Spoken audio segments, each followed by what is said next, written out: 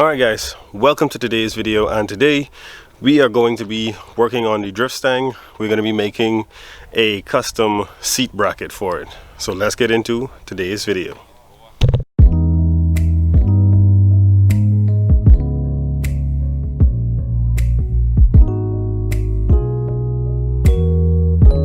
Alright, so basically what we have in store for today is we're going to be using a drill, a grinder with a cutting disc, and we have a long piece of metal that we're going to be turning into two straight pieces of metal that we're going to bolt down to the car. We're going to drill holes into those two pieces of metal and bolt the seat down to the bracket itself.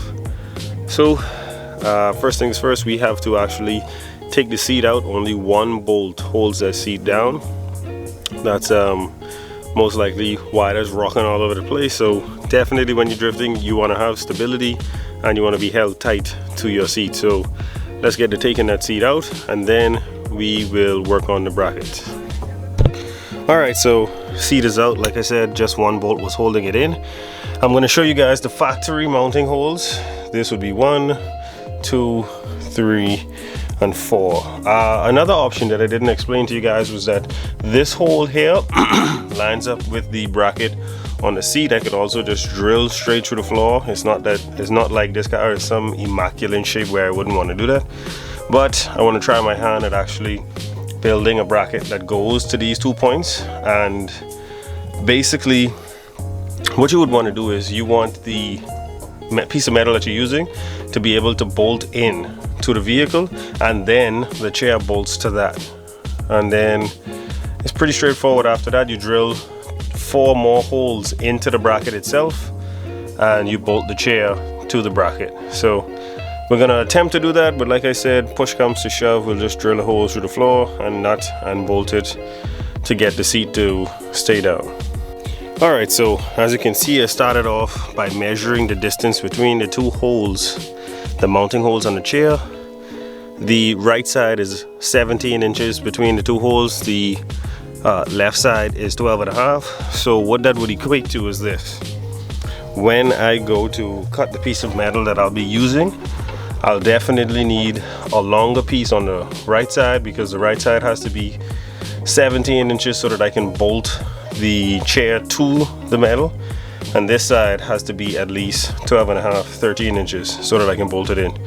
So I'm going to cut the piece of metal now for both sides, and then I'm going to make a template of where I want the seat to be bolted to.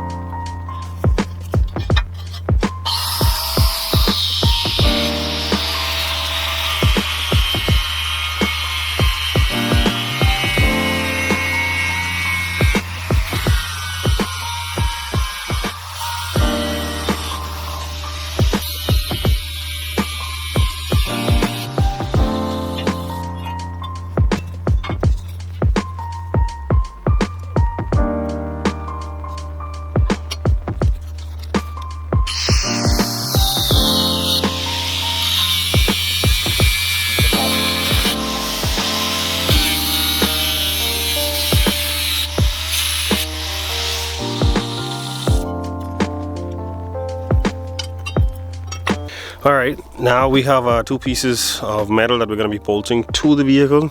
This would be the right side, that's slightly longer. This would be the left side, that is I think about 1/2 inch or 1 inch shorter.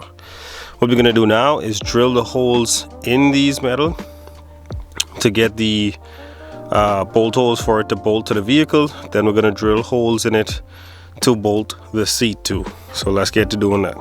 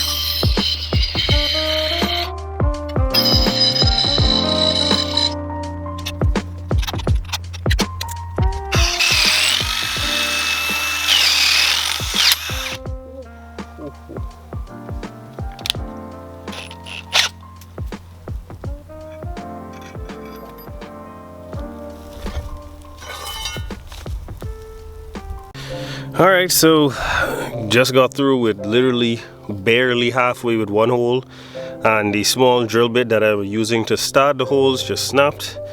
This piece of metal that we're using seems to be a bit too thick, but I wanted it thick for making the seat not move anymore. But now we're gonna have to switch to plan B, which is just drilling a new hole and putting a nut and bolt in it so that the seat can sit still. So for the time being, we're just gonna, like I said, drill a new hole through the floor, nut and bolt it through, and then when I get some more drill bits, we're gonna install these brackets. So what I just did is I bolted the seat back in, and I measured a hole, or I made a mark where I wanted the adjacent hole to be, because only 2 bolts will be holding it in until I get those brackets done. And this is the nut and bolt that we'll be using to hold the seat in. Now I'm going to install the seat and tighten it down, and hopefully we can get some type of drivability out of it with it not rocking all over the place.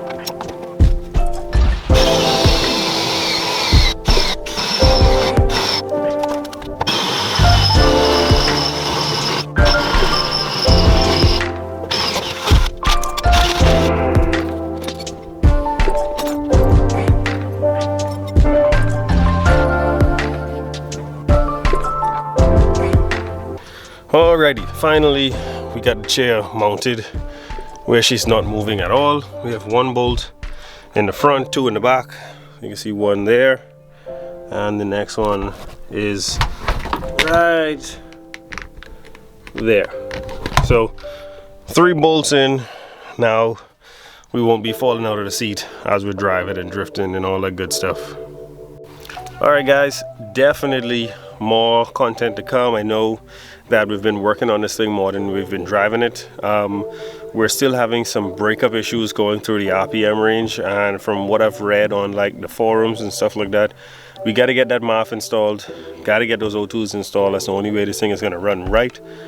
So don't want to be driving it as long as those things are not on. I'm going to be figuring out something in the very near future for that MAF setup and for the O2 sensors. I have them. I just got to drop the exhaust to get those installed. So thank you guys so much for watching. Don't forget to like, share, and subscribe. I'll catch you guys on the next one.